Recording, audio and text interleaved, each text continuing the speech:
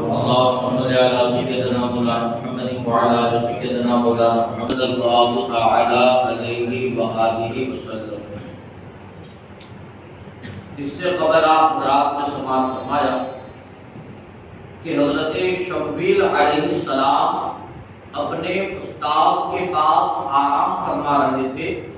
کہ جبرائیل علیہ السلام نے انہیں جگا کر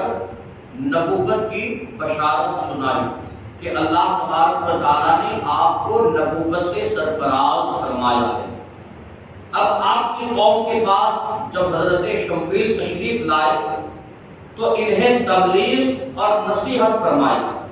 اور اپنی نبوت کے بارے میں بتایا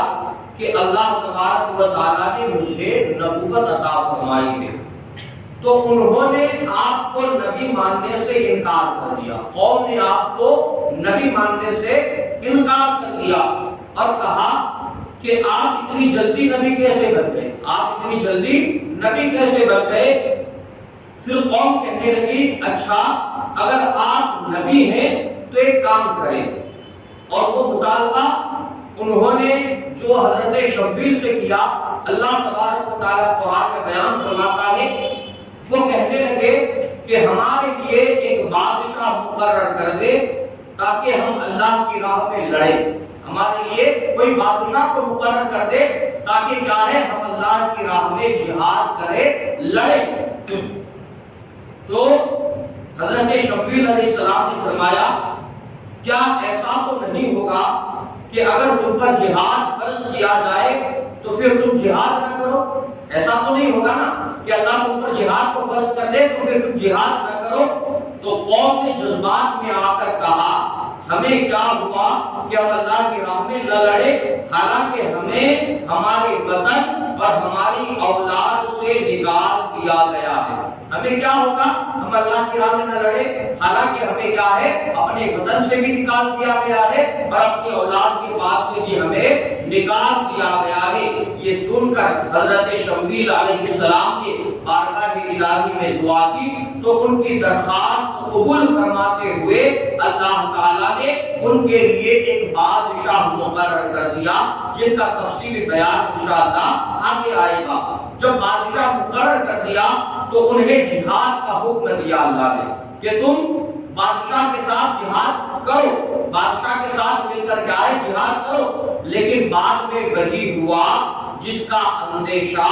حضرت شمویل علیہ السلام نے ظاہر فرمایا تھا، یعنی بنی اسرائیل کی ایک بہت معمولی تعداد جہاد کے لیے تیار ہوئی اور باقی سب نے کیا ہے منہ پھیر لیا۔ جو لوگ کہتے تھے نا کہ ہمیں بادشاہ عطا فرمائیے تاکہ ہم اس کے ساتھ مل کر جہاد کریں، جب اللہ نے بادشاہ بھی عطا فرمایا، جہاد کا حکم دیا تو پھر چند لوگ ہی جہاد کے لیے نکلے، باقی سارے لوگوں نے کیا ہے منہ کو پھیر لیا۔ قرآن میں اللہ ارشاد فرماتا ہے تو پھر جب ان پر جہاد فرض کیا گیا تو ان میں سے تھوڑے سے لوگوں کے علاوہ باقی نے منہ پھیر لیا، اور اللہ ظالموں کو خوب جانتا ہے، اللہ ظالموں کو خوب جانتا ہے۔ اب اس واقعے سے ہمیں جو درس ملتا ہے وہ سماعت فرمائیے۔ اس سے ہمیں درس ملا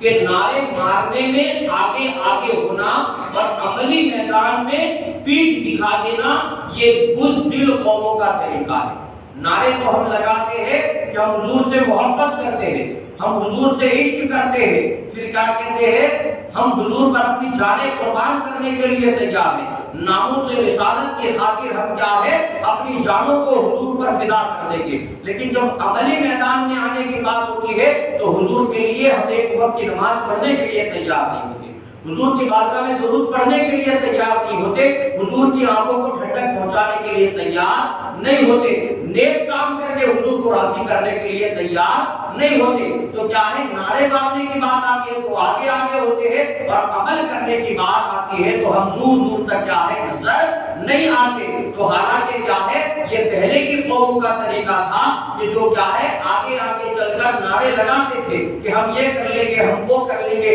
اللہ نے ہمیں بادشاہ عطا فرمایا تو ہم جہاد کر لیں گے، اس کی راہ میں لڑیں گے۔ لیکن جب اللہ نے انہیں بادشاہ عطا فرمایا اور جہاد کا حکم دیا تو وہی لوگ جو آگے چل کر کیا ہے جہاد کے لیے تیار تھے، اب جب حکم آ گیا تو وہی لوگ کیا ہے پیٹ پھیر کر کیا ہے بھاگنے لگے۔ تو ایسا نہیں ہونا چاہیے کہ نعرے مارنے میں ہم آگے ہو اور عملی میدان میں پیچھے ہو، نہیں، ہمیں کیا ہے دونوں میدان میں آگے ہی رہنا ہے، چاہے وہ نعرے کا میدان ہو چاہے وہ کیا ہے پھر عمل کا میدان ہو۔ نعرے کے طور پر بھی ہم آگے رہیں گے اور عملی میدان میں بھی کیا ہے ہم آگے رہیں گے۔ جبکہ کامل لوگوں کا یہ طریقہ نہیں ہے کہ وہ صرف کیا ہے باتیں ہی کرتے ہیں، بلکہ کامل مومن کا یہ طریقہ ہوتا ہے کہ وہ کیا ہے گفتار کے بھی غازی ہوتے ہیں اور کردار کے بھی غازی ہوتے ہیں۔ وہ کیا ہے اپنے کردار سے بھی یہ ثابت کرتے ہیں کہ ہم حضور سے عشق کرتے ہیں، ہم حضور سے محبت کرتے ہیں۔ صرف زبانی طور پر نعرے نہیں لگاتے کہ ہم حضور سے محبت کرنے والے ہیں، بلکہ ان کے جسم سے بھی یہ چھلکتا ہے کہ ان کا جسم بتا رہا ہے کہ یہ حضور سے محبت کرنے والا ہے۔ اپنے چہرے پر کیا ہے سنت رسول سجا کر بتاتے ہیں کہ اس داڑھی کو میرے نبی نے اس داڑھی سے پیار کیا ہے، اس ریش مبارک سے پیار کیا ہے، لہذا کیا ہے میں اپنے چہرے پر حضور کی سنت کو ادا فرما کر حضور کی محبت کا ثبوت پیش کروں گا۔ اپنے چہرے پر داڑھی سجا کر کیا ہے حضور سے عشق کا ثبوت پیش کروں گا۔ میرے نبی نے فرمایا کہ میری آنکھوں کی ٹھنڈک نماز ہے، لہذا کیا ہے صرف نعرے لگا کر یہ ثابت نہیں کروں گا کہ میں حضور سے محبت کرتا ہوں، نماز پڑھ کر حضور کی آنکھوں کو ٹھنڈک پہنچا کر بھی میں ثابت کروں گا کہ میں حضور سے محبت کرتا ہوں۔ لہذا کیا ہے ہمیں اپنے عمل سے بھی ثابت کرنا ہے کہ ہم کیا ہے حضور سے محبت کرنے والے ہیں۔ اب جب کیا ہے بنی اسرائیل نے بادشاہ کو مانگا کہ ہم ایسا بادشاہ چاہتے ہیں جس کے ساتھ مل کر ہم جہاد کے لیے نکلے، تو اللہ تبارک و تعالیٰ نے قوم بنی اسرائیل کو ایک بادشاہ بھی عطا فرمایا۔ وہ بادشاہ کون تھا اور کس طرح اللہ نے اس کا انتخاب فرمایا، بنی اسرائیل میں اس بادشاہ کو کیسے چنا گیا، انشاءاللہ تبارک و تعالیٰ کل بیان کیا جائے گا۔ رب قدیر کی بارگاہ میں دعا ہے اللہ تبارک و تعالیٰ علم دل سمجھ کر اس پر عمل کرنے کی